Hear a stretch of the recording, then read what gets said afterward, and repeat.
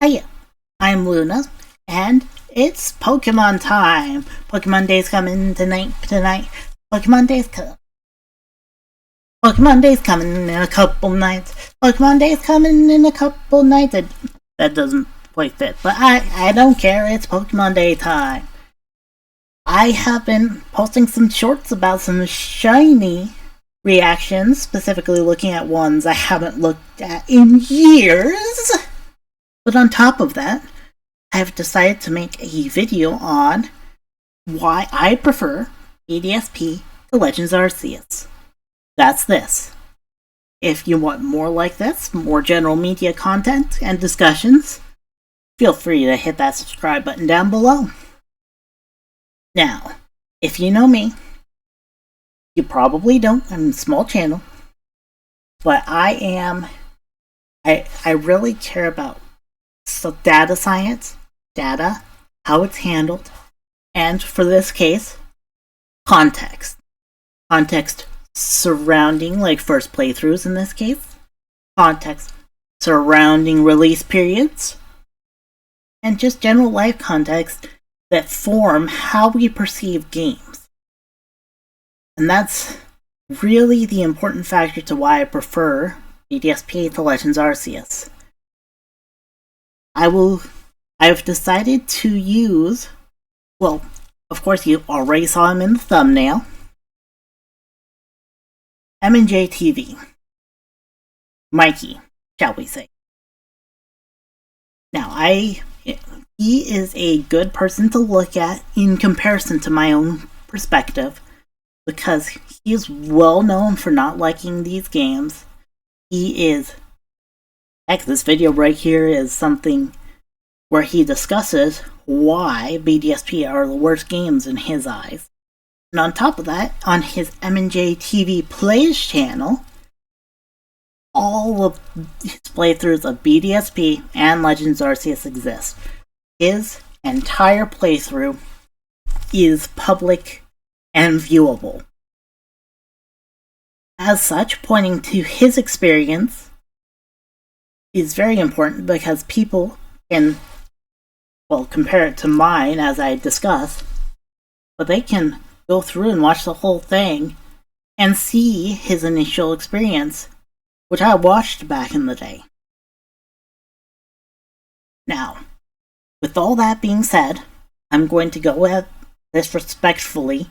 He deserves all the respect he can get, except I've been allowed to make one joke. Say one thing in jest. And I'm gonna say that now. Mikey, I feel like if I pushed an ice cube against your arm, you would go like this! And disintegrate into nothing. That was the joke. Anyway, all that aside, I wanted to show off that I could actually do that now without spasming. So, don't go after him for that. But anyway, now to his first experience with BDSP. In fact, the most important factor in his experience comes right here in this video.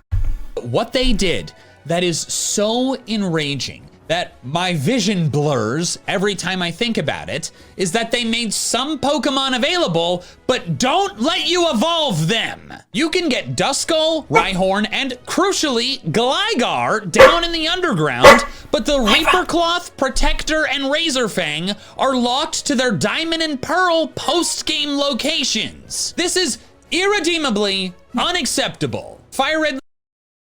I apologize for my dog barking there. Anyway, I want these videos to be raw anyway. I'm gonna leave that in.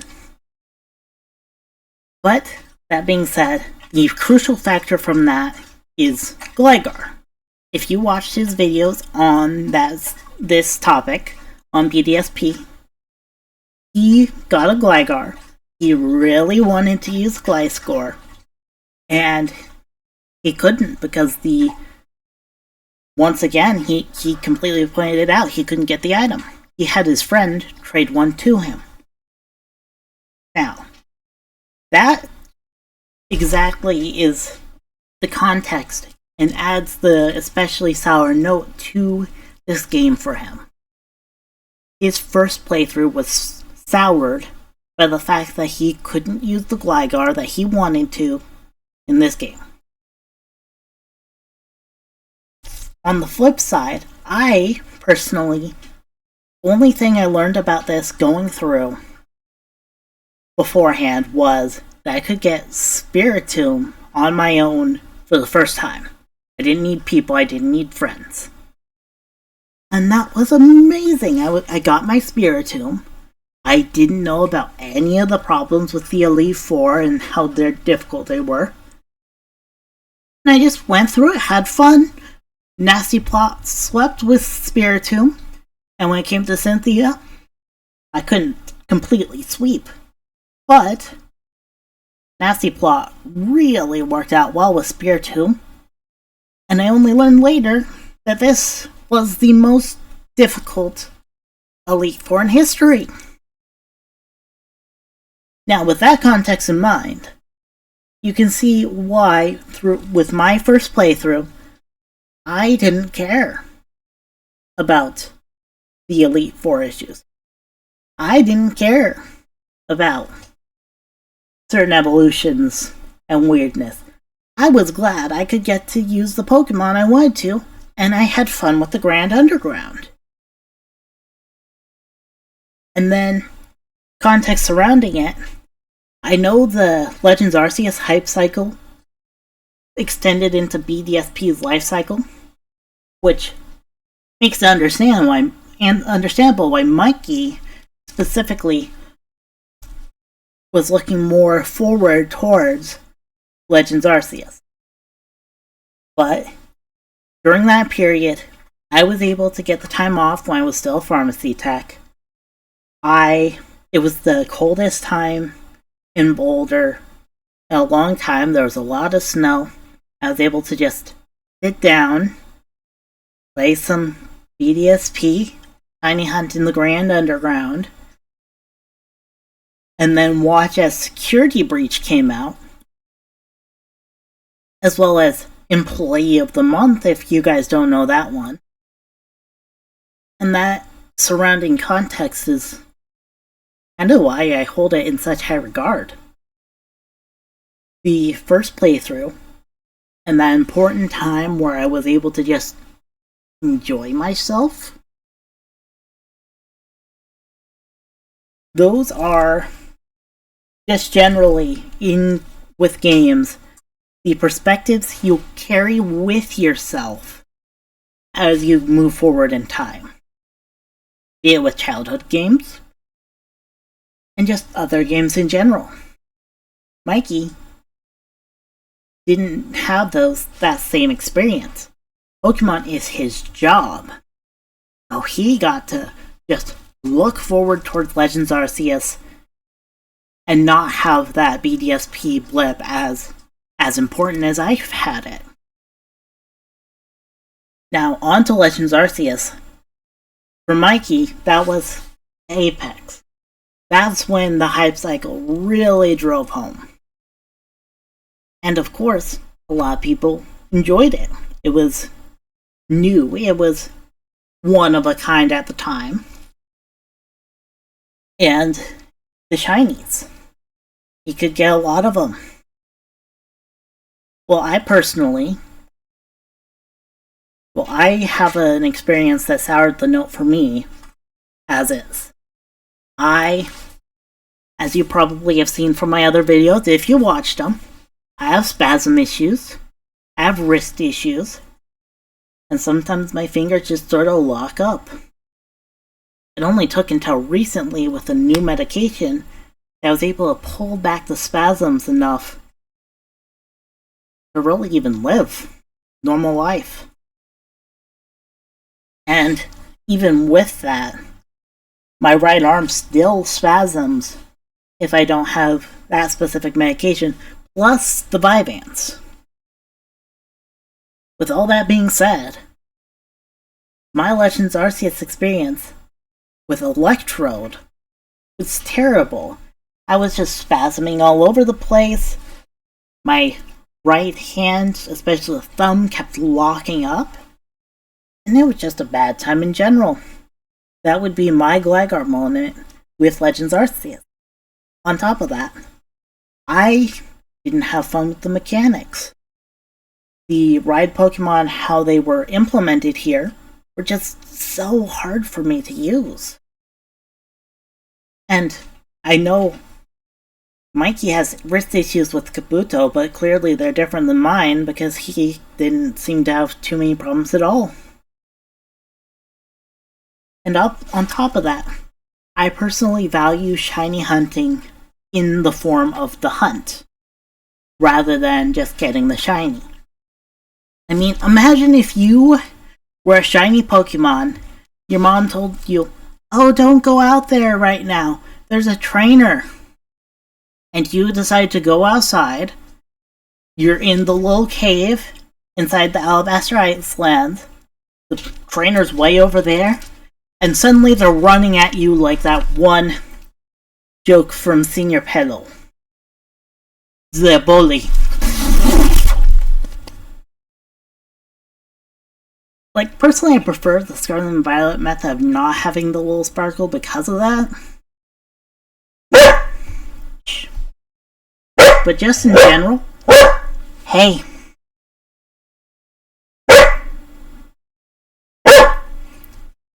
As you can see, I have my dog on. I'm also not going to cut that out. I want this to be more real.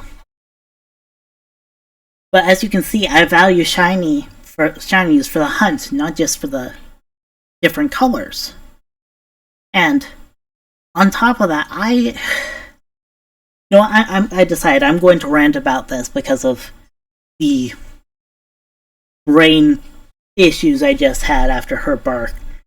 Regigigas. He's not covered in stone in this case. You have to find him without Regirock, Regice, Registeel, using plates that you could have had in Sinnoh in the first place. And the rock plate you get from a random Vespiquen. And on top of that, Legends Arceus' whole thing is not having abilities, but they specifically added an ability on Regigigas so it can be slow start. Like, choose one thing or the other. If you want Regigigas to be in the game, you should really have Regirock, Regice, Registeel in there. Similar to how you handle Azelf, Uxie, Mesprit. And then they can give you the rock plate. And then you can go Regigigas with the 3. Or you could just have him blocked off, still as a stone statue, and not have you catch him. I just really hated that weird sort of balancing act they tried to do there. I don't know. Mikey had found that all fun. He didn't have a problem with that. And then, that's the in-game context. The outside of the game context, that was the hype cycle. Mikey had that at the peak. But for me, that's when the semester had already started. I was already back at work too. I still hadn't figured out the ADHD situation because up until through my bachelor's, I was living at my parents' house. And, norepinephrine or adrenaline is one of the things that helps with ADHD. That's one of the things that, like, Vyvanse boosts. But while I was with my parents, it was, like, constantly high adrenaline. I have PTSD from that place. And while I was still trying to figure out how I was playing this all out, it was not a fun time. I had a hard time with the game. It had design philosophies I really didn't like. Hence why I didn't enjoy it. And with that context in mind, I also see why Mikey enjoyed it. Now, all this complaining aside, are either of them inherently worse than the other? I'm gonna say no. The context is important, and anyone can prefer either game for any reason. We are just talking from the perspective of people who played the originals, who have been deep in this community for years. And I hate to have someone say BDSP is their favorite game, besides me, of course, because I just gave you all the context. Just to see videos like Mikey's that are just like, oh, I can't have fun with this, because, like, people came into this later than we did. People are younger than us. So, with all that being said, that's why I prefer BDSP. And that's also why I understand why Mikey prefers Legends Arceus. Thank you again for watching. Subscribe if you want another rant like this. And I'll hopefully see you next time. Oh, and by the way, check out the video that's popping up on screen. YouTube thinks you'll like it. Bye.